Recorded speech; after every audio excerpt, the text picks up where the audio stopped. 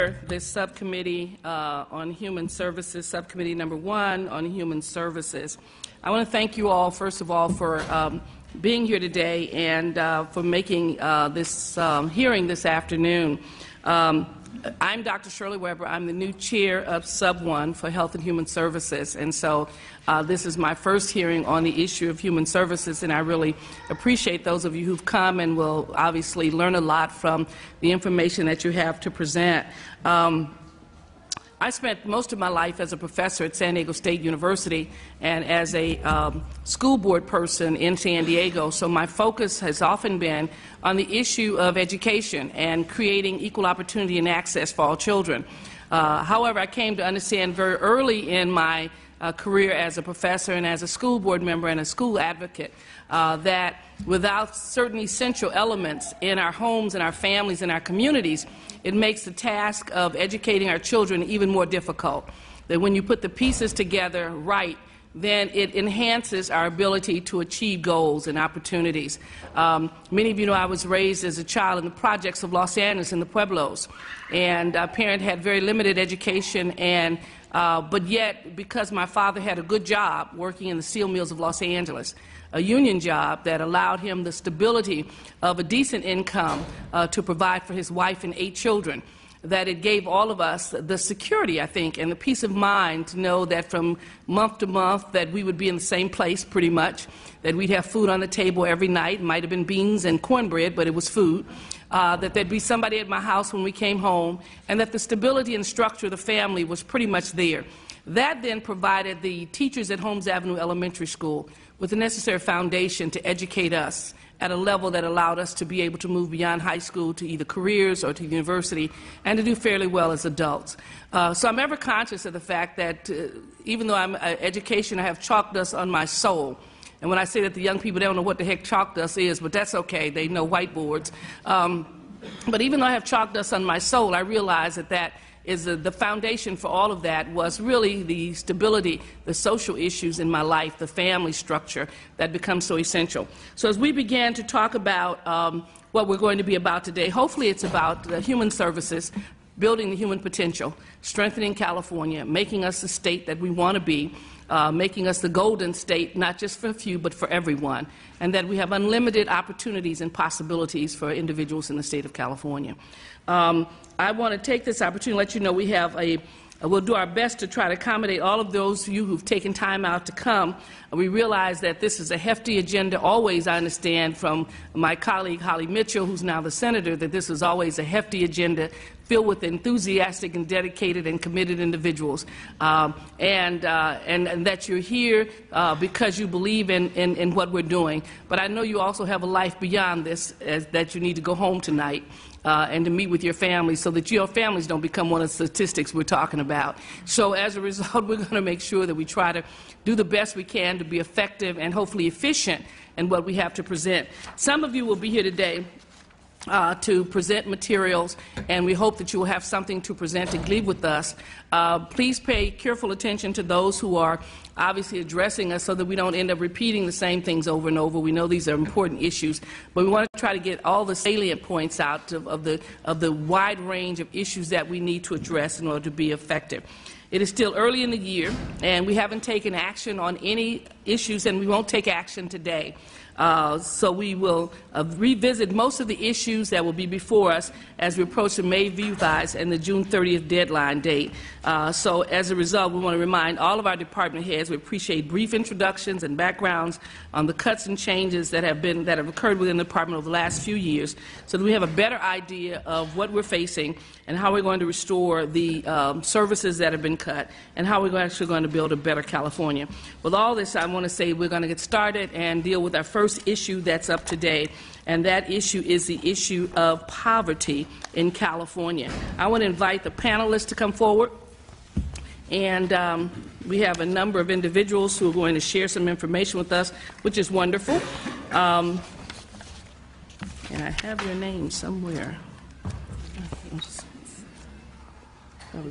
Wait, right there. Okay. Oh, sorry about that. Okay. Madam Chair. Yes. Briefly, just say congratulations on your selection as chair of the subcommittee, and I'm very excited to work with you this year on the issues. Well, it's good, and I'm going to rely upon the two of you who have long and deep history and commitment to this subject matter, Mr. Chesbrough and Mr. Dickinson, to make sure you keep my feet to the fire and my heart in the right place. I thought it was going to be the other way around. I think I'm going to keep my feet to the fire. Well, I'll work on that too. Okay, so we'll be accountable to each other as well as to the people of California. Thank you so very much. We have three panelists? Oh, three panelists, I'm sorry. Sarah Boone, who is a research fellow from California the Public Policy Institute of California. Henry Ramos, who is the president and CEO, Insight Center for Community Economic Development. And Chris Hone, is that correct? Did I say it right? What's one more time? Haney. Okay, good. Executive Director of the California Budget Project. Welcome to the hearing, and we look forward to your comments. So we'll begin with you, with Sarah Boone. Thank you. Hopefully you can hear me okay on the mic. My name is Sarah Boone. I'm an economist and fellow at the Public Policy Institute of California, and I hope most of you are familiar with PPIC, but for those who may not be, we're a nonpartisan independent research institute focused on major policy issues in California. And I'm here today to present the most recent facts on poverty in California, including new estimates from the Census Bureau and from our California Poverty Measure. In the midst of the slower recession the slow recovery, from the Great Recession, attention has turned to the causes and consequences as well as possible solutions to growing poverty in California and nationwide. And indeed, this has been a topic of importance to researchers for some time, as current conditions reflect to a large extent underlying economic and demographic trends that have been long underway. But I think the recession and the recent 50th anniversary of the War on Poverty have brought these issues into focus for a wider group of people and provides an opportunity for reassessment. For example, in our December PPIC statewide survey, we found that a record share of Californians, about 66%, believe that the state is divided into haves and have-nots, and well below a majority of the respondents identified themselves as part of the haves. The latest official poverty statistics suggest that about 16% of Californians are poor as of 2012, as many as 23% of children. And these numbers actually reflect an improvement over the year prior. It's the first turnaround that we've seen since the recession started. But poverty rates today are about 50% higher than they were about 5 decades ago when the War on Poverty began, and raise the question of whether our public investments aimed at mitigating poverty have had their intended effect or not. Unfortunately, official statistics don't give us the information we need to answer that question. And that's because they're based in a very simple and appealing but a slightly outdated formula that was developed in the 1960s, which does not account for many major safety net programs. So it entirely misses the poverty-reducing impact of SNAP or the Earned Income Tax Credit, for example. It also has not kept up with sweeping economic changes, especially those in the cost of living. So it doesn't reflect the increase in housing costs or the variation in housing costs across places. And it also doesn't consider that many families face different sorts of expenses now than they did in the 1960s, like higher medical out-of-pocket expenses and childcare costs as well associated with working. So with these shortcomings in mind, a national research effort began to coalesce in the 1990s to come up with alternative measures to address these shortcomings. In 2011, those research efforts produced the Census Bureau's Supplemental Poverty Measure, which gave detail for the U.S., and in 2013, a collaboration between PPIC and the Stanford Center on Poverty and Inequality produced the California Poverty Measure that provides similar detail, but for California specifically. And both measures use a similar underlying methodology to address those shortcomings in official statistics. And I just wanted to note for the committee that these are efforts that reflect ongoing research and development, and neither are meant to replace official poverty statistics, but rather to supplement, hence the name. Both the California Poverty Measure and the Census Supplemental Measure are more accurate and comprehensive estimates of economic hardship in the sense that they account for resources families actually have at their disposal to meet a pretty basic standard of living depending on where they live and in today's terms. We find under the California poverty measure that more people in California are poor than you would expect based on official statistics, about 22%. That's about 2 million more people than official rates would suggest. And in fact, more people of all ages are found to be poor. In particular, the child poverty rate jumps 2 points to about 25%, so a quarter of our children. So the big question is, why are these supplemental measures so much higher than official rates for California?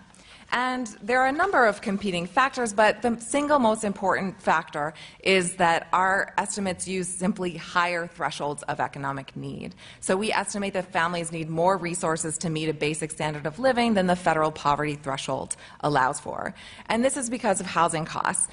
For the vast majority of Californians, their housing costs, we estimate, are just significantly higher than what the federal poverty threshold includes.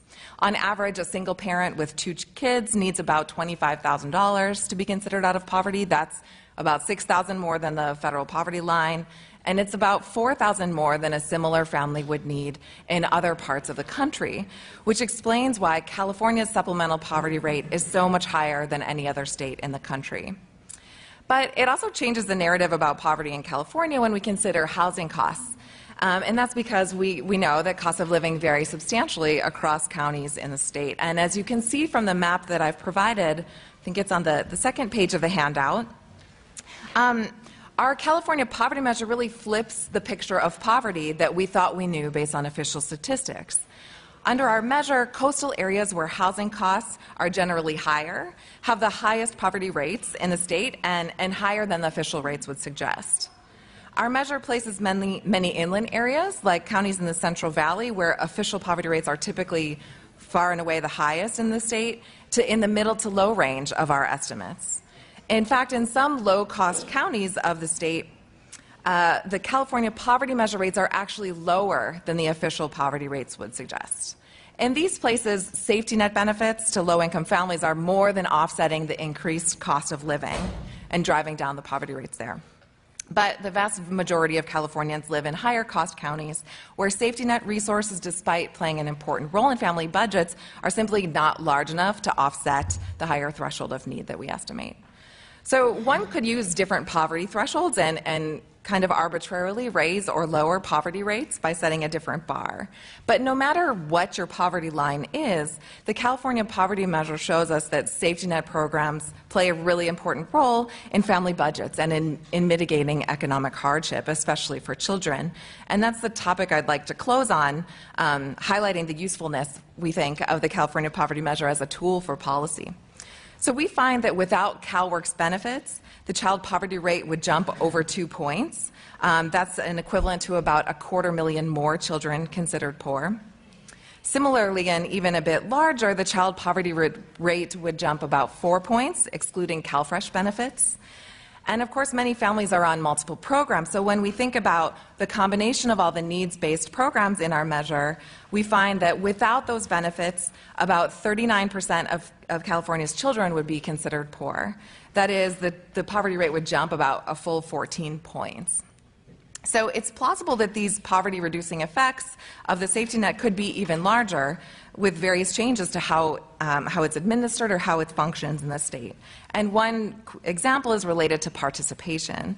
The USDA estimates that just over half of eligible Californians participate in the CalFresh program. That's among the lowest participation rates of any state in the country. And participation rates also vary across California's counties, which begs the question of what our poverty rates would look like. Would we still have the highest supplemental poverty rate in the country if participation in this program or others was higher? And this is just one example of why it's not just housing costs that are setting California apart. And policy is already playing an important role in offsetting the higher cost of living in the state, but it has the potential to move the needle on poverty even further. As it stands, our estimates suggest that the safety net kept about 1.3 million children out of poverty in 2011. And this matters a lot, as we all know, because more and more research associates poverty with adverse outcomes in a variety of arenas, including health, education, even brain development, and ultimately is related to long-term economic opportunity and mobility. And it's my hope that our California poverty measure and associated research can be used to inform the important decisions that you're making on policies that address these issues. Thank you for your time. Good afternoon, Madam Chair and committee members and staff, members of the audience. I'm Henry A.J. Ramos. I'm the President and CEO of the Insight Center for Community Economic Development. We are a nearly 50-year-old policy think tank focusing on economic issues around the country for low-income communities based in Oakland, California. I'm particularly thrilled to be here with you today and to be joining both Sarah and Chris, whose work is epically important in our state. I want to thank the committee for the opportunity to provide additional historical context on the issues, particularly the importance of improving our metrics, also to report on our research into improving economic security, and also to offer some thoughts to you and California families as we work together on solutions to the pressing problem of economic insecurity, which, as we all know, threatens both California's immediate recovery as well as its long-term prosperity. I hope you'll allow me to indulge you in recalling the evolution of these measurements of poverty and self-sufficiency, building somewhat on what you've heard to date from Sarah. We know the stories of the pioneer Molly Orshansky multiplying a family's food budget by 3 times to get the simple first measure of income adequacy in 1963. And how that calculus remains today the foundation of the federal poverty guidelines. Not a lot has changed since 1963, notwithstanding the interim measures that were just spoken to.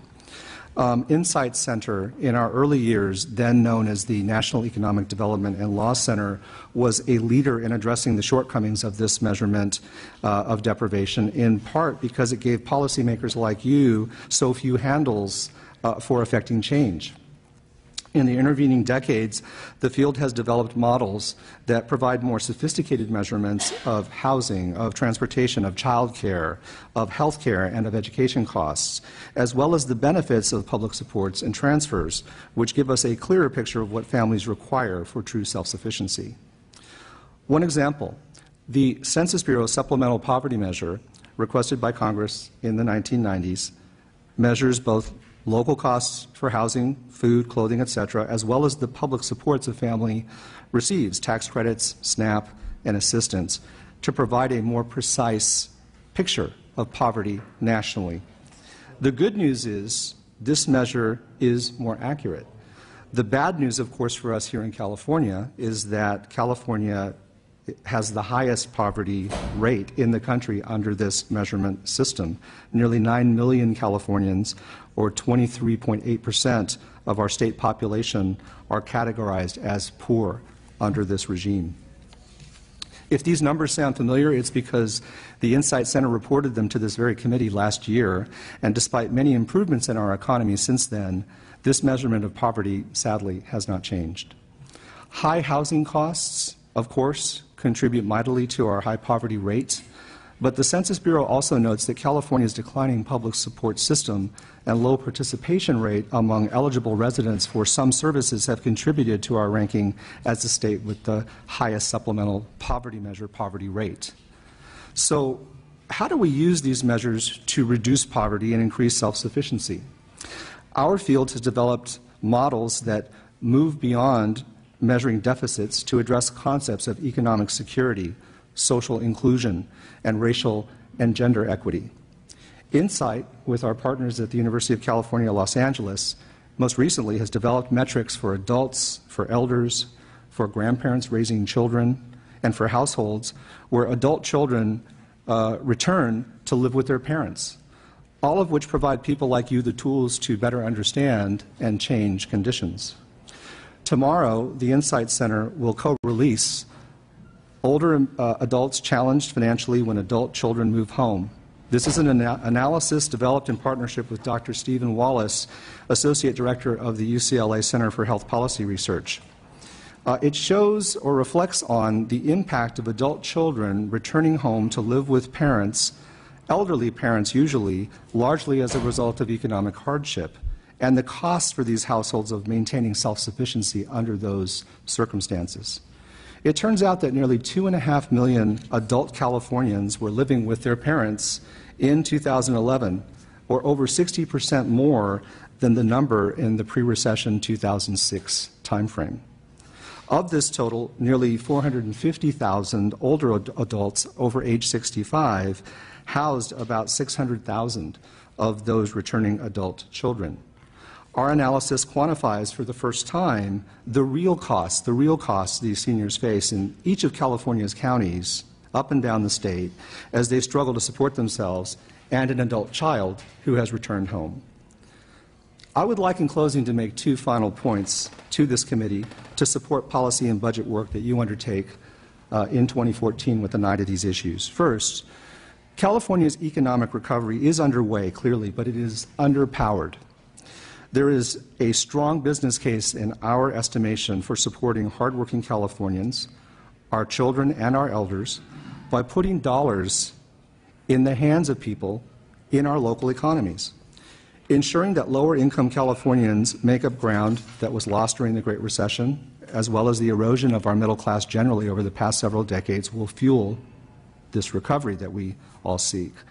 Second, the programs and policies that strengthen economic security turn out to be very popular with Americans of all ages and all backgrounds. The Center for American Progress last month released very interesting survey results to support this point. In a study called Americans of All Ages Agree, we need to do much more to reduce poverty. I've enclosed a copy of the accompanying chart and the packets that we have provided to staff. I urge you to look at that.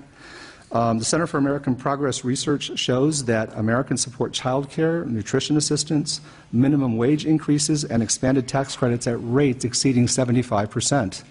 As political leaders, I'm sure you can appreciate how rare that is to find such consensus. We can measure the impact of poverty, but we can also measure the support for reducing it that is required. Insight Center stands most ready to work with you, advocates, and California's leadership generally to improve future prosperity for all.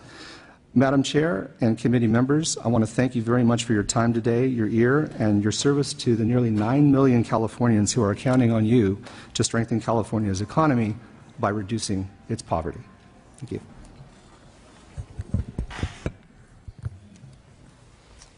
Good afternoon. My name is Chris Haney. I'm the Executive Director of the California Budget Project.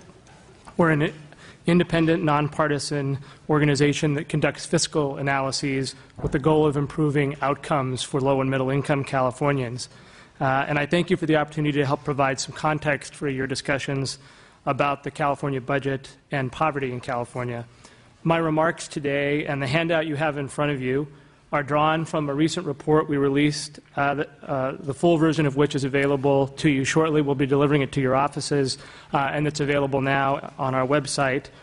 And I provided just a few slides from that as a snapshot focused on issues of poverty and policy responses that you should consider as you're moving forward. So backing up just a second, if you look at the California budget overall, obviously there's some good news, particularly relative to where we've been in recent years. Our revenue outlook is improving due to economic growth and an influx of new revenues, setting the stage for us to have a debate much different than the one we were having several years ago, thankfully. But amid that improving outlook, the economic recovery still remains elusive for many Californians. The second slide in your handout shows that over the last several years, California has been slowly recovering the jobs it lost during the Great Recession. As of December 2013, we'd recovered approximately two-thirds of the 1.3 million jobs we'd lost. Some good news, but meaning we still have a ways to go. The slide that's next in your handout has a bit more troubling news, showing that among Californians unemployed, 40% are people who've been out of work for more than 6 months. And this matters a great deal because research consistently shows that people who are out of work for long periods of time have a more difficult time re-entering the workforce. They often do so at reduced wage levels and also see a longer-term impact on the growth of their wages over time. Your next slide turns to the issue of poverty, and my colleagues on the panel have already painted a picture of that, offering you different measures and different approaches. But this confirms what you've already heard, and that if you look at just the federal poverty line, which for various reasons, as have been outlined, is in large part an inadequate measure, you still find that nearly 1 in 4 children in California are living in poverty. And moving beyond poverty to the sort of wage and income levels, your next slide shows that the Great Recession and our recovery to date have also exacerbated long-term trends in increasing income inequality in California. When you look at what's happened to income levels in California over the past 2+ decades, we find that average income of the wealthiest Californians, of the wealthiest 20%, has increased significantly, by about 31% over those 2 decades, while it's declined for every other category income-wise in the state. And if you look at just the top 1% in income in the state, you'll see that their income levels over 2 decades have grown by 78%. And there were dramatic differences in those income levels. At the very top, you're talking about top 1%, an average income of $1.4 million. At the bottom 20%, an average income of $7,000 a year. So with that as a backdrop, the governor's budget proposal prioritizes some good things: paying down debt, rebuilding the state's rainy day fund, boosting funding for schools because of the new revenues that are coming in. And while these are all good approaches in and of themselves, the proposal still leaves too many core public systems and supports waiting for recovery themselves at diminished levels compared to where they've been over time. And I know that you'll be discussing the CalWORKs program here in particular today, and so I've provided some materials. As noted in the materials and in a slide we've provided in your handout, nearly 4 in 5 Californians who receive cash assistance through CalWORKs are children. In recent years, state policymakers have made deep cuts to CalWORKs, including substantially reducing cash aid for families and imposing a 24-month limit on the amount of time parents can access the full array of welfare-to-work activities. And in this fiscal year's budget, there was a 5% grant increase that wasn't enacted that continues forward in the proposal. But even with that, cash for grants in CalWORKs will remain at historically low levels. And your next slide shows a look at CalWORKs grants over time. We looked at the last 25 years and found that the purchasing power of those grants are just a little over half of what they were if you compared them to 1989-90, which is a function of our regularly as a state not providing cost of living adjustments to CalWORKs grants. If you were to sort of adjust them upward as if you'd adjusted them for cost of living, the grant would be the maximum grant would be at $1,400 a month. In addition, the maximum grant will be a little more than 40% of the federal poverty line. If you look at the next slide, and what that shows you is that for the 7th year in a row, the level of the grant fails to lift families out of deep poverty, or 50% of the federal poverty line. And I'd add that most recipients aren't receiving the maximum grant, and that's noted in your materials that you have for the hearing here today. The average grant is more in the $450 range, which, as we've shown in a recent report that looks at what it costs to make ends meet in the state, doesn't even cover housing and utility costs in California's most affordable or least expensive regions. If you look at Modoc County, it's about that would be about $626 a month for a single or two-parent family, compared to Marin or San Francisco counties where it's almost $1,800. So the sort of average CalWORKs grant here is helpful. But we don't have people sort of living on the state dole. What we have is people who are using their CalWORKs grant to help bridge very significant gaps after a very deep recession and after a period of time in which we've made cuts to those services. So while the improving outlook for the state in terms of its fiscal outlook is welcome news, we need to be cognizant that California's economic recovery remains elusive and uneven for many Californians. The options that you as policymakers confront amid these debates need not be presented as a false choice between fiscal prudence and reinvestment. The measure of a good state budget isn't whether the state ends up in the black. It's whether that budget strives to improve outcomes and conditions for individuals, families, and communities. And with so many Californians still hurting in the wake of the Great Recession and our public systems and supports operating at historically low levels, we have a lot of work yet to do. So I hope this has been helpful, and I appreciate your time here today. Thank you very much. Thank to the panelists. Any questions from here in the dais? Okay, we have some, I assume, some public comments on the issue number 1.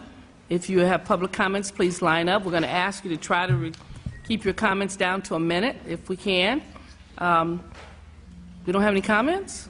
I'm getting excited. We just didn't want to jump in front.